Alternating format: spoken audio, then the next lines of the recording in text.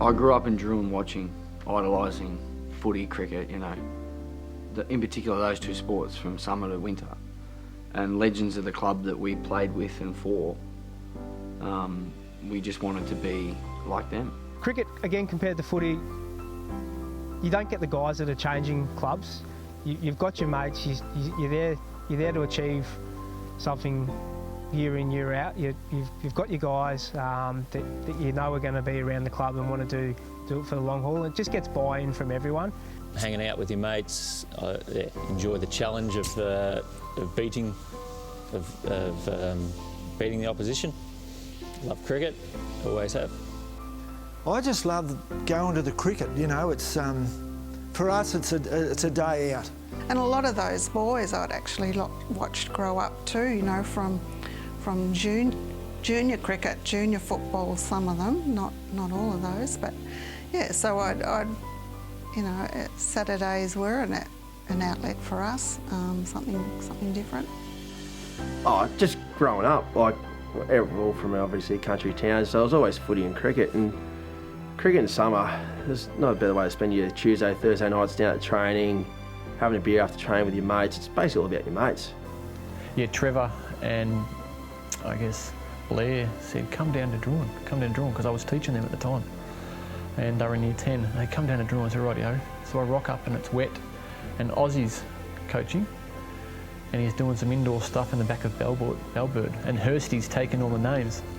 Right, so I thought, oh, they've got an actual plan. I can see the balls because they're tennis balls. We're doing some reflex stuff, so it was actually a bit of fun. And then we went to Melbourne and did some sessions, so I could see the ball. So I guess local, couple of good blokes that I got to know much more after teaching them. And I don't think I could have lived it down if I went out to Laura, so I told the Laura boys thanks, but no, I'm going to stick at my local. You know, we all grew up playing together for Drouin. You know, retention was the key, not recruitment for us at the club. It was about our friends, it was about our family, it was about our mates. You know, it was about the volunteers and the community. It was us against them.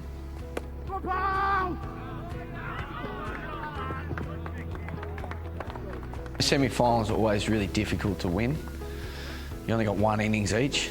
You finish on top, but still you've got to win that one time. The semi-final brings back some really good memories. Saturday we batted. I think we were 4 or 5 down for 100, 120. It was a little bit rain interrupted. Get bucketed down Saturday afternoon. I remember being not out overnight on the Saturday when the rain kicked in. And the pitch was wet as anything. The Sunday they had every single thing that the Shire could put onto the pitch to dry it out. They had hair dryers, they had gas heaters, they were setting fire to it I think at one stage just to dry out this wicket so that we could get a game. And then we were back again on Monday to finish the game. Basically got forced into playing. The ground was genuinely dangerous. On Saturday, we were probably destined to get 250 plus, which is always a great final score. We get rolled literally in the next 20 overs. It was quite a hard slog. There's still an element of doubt because, you know, they can come out and bat. But, you know, the pitch was just crazy and, you know, I remember Simon bowled the first ball and it pitched just a good length and I think it went to second slip or something. It was crazy, you know. Yeah, I think Mark Jackson, young fast bowler, got the first wicket of the day. And then, yeah, Simon Gardner, sort of first full year at the club in Division 1, absolutely wreaked havoc. I got started though with 2 for 10, and then he cleaned up the tail after that. It was a long tail, but yeah, he's good. Took a lot of poles that year.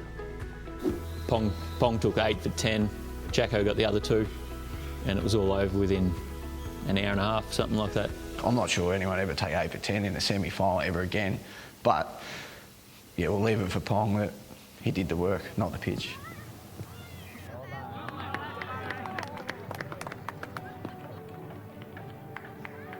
I remember actually feeling, you know, oh, we're there again. It's like, here we are, knock knock, Drouin's another grand final. But I think this one was different, you know. There was a real sense that we belonged there and that you know, maybe it was our turn. I suppose in the back of your mind was that, you know, we'd been there before with a similar side and we hadn't done it. Without knowing the exact percentages, but 70, 80% of the time you win the toss, bat in the grand final, you win. Buddy lost the toss. Good one, bud. Every cricket side wants to bat first in the grand final, but with that, you know, it didn't dwell. I think the group were like, okay, well, you know, let's do this. We've got a job to do. From the get-go, we were on song. You could just tell how we approached our bowling, the team plan, dot balls, build pressure, bowling partnerships, all the cliches, but it just started for us from the word go. We had a pretty good game plan, just bowling outside of some annoying teams, not giving them anything to hit, setting good fields. Using our team first mentality and complete buy-in, you know, we had 11 contributors on that field, and that was the #1 driver of I guess, our culture. The one turning moment was when Lassie came out and started whacking us around a little bit. Although we were on top, they had a little bit of shift in momentum. And I remember pulling Mark in and a couple of bowlers, and I was like, look, just stick to the plan. You know what we do, let's pitch it up, outside off stump. And I'm pretty sure that Mark come out first over after lunch. Well, it might have been their second or third, but it's pretty soon. And Lassie hits him for a 4, smashing him. You know. Well, the next ball, Mark bowls at his head. Playing across the line, he skied one, between fine leg and the keeper, and I just saw it going there, so I just started sprinting. Straight away, the determination of Buddy to run back with it. Buddy took a screamer of a catch over the top of the keeper, running back. It's the best catch I've ever taken today. It was through sheer adrenaline, and to a degree, I was scared of this guy getting ahead of us, so I just had to take that catch. And take a diving catch, 3/4 of the way to the boundary, just meant it was really our day. And from then on, they basically just limped through, didn't they? Once we got them out, you know, they wanted to chase down the runs without losing wickets, so it was pretty good. The most crucial role that a guy played was Brad Glover opening the batting. And he'd only made 117 runs all year. You know, but I thought it was really his moment. Get back in the rooms after having rolled in for 120 and being none for on the board with a couple 20 runs or so was positive. The boys are up and about. But I know in the back of all our minds was we've lost from here before and we weren't going to let this happen again. Coming back on the Sunday, there was only one result in my mind that was going to happen, and to chase the 120 odd down, two wickets down with Sharpie being an absolute freak. Pity one of us couldn't hit the winning runs though. I think winning runs came from a no ball from George. Buckets decided to call a no ball with 1 run to win. Like he could have let that one go, couldn't you think? Because I was facing the next ball. When we finally won, we were just over the moon, couldn't believe it. Especially winning like a game, a grand final, when I know the club's tried, well, we failed for 10 years or so.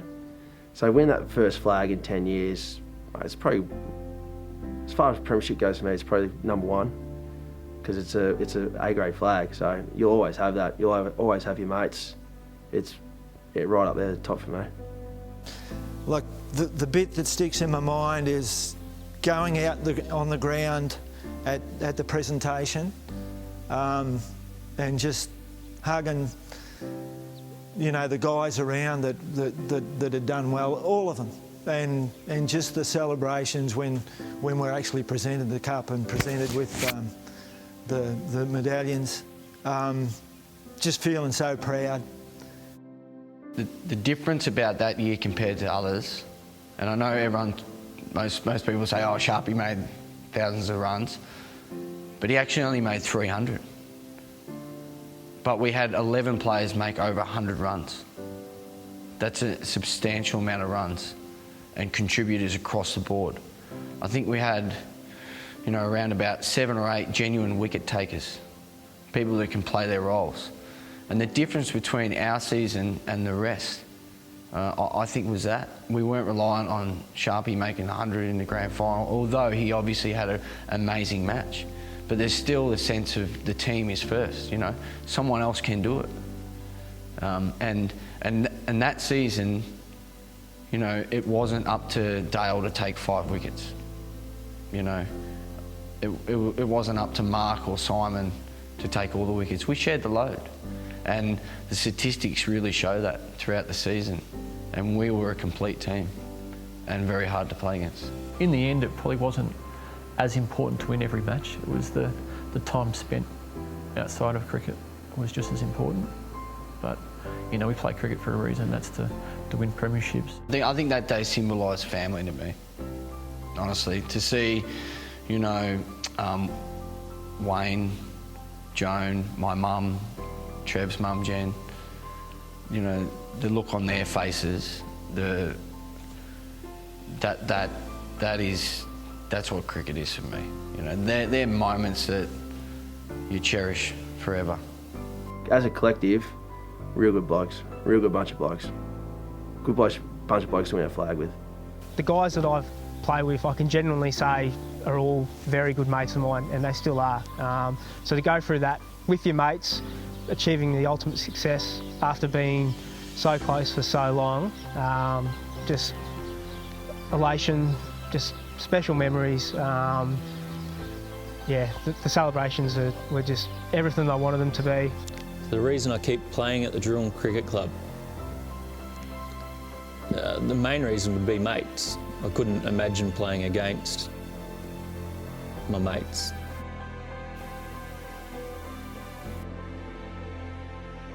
I'm a loyal person. Like you get there and it's just where cricket's played for me. Yeah, there's not much more than that. And right now, you know, sitting here doing this is one of the greatest satisfactions I've had, because my friends enabled me and this club to celebrate this wonderful occasion, and they mean the world to me, and I can't thank them enough. Yeah.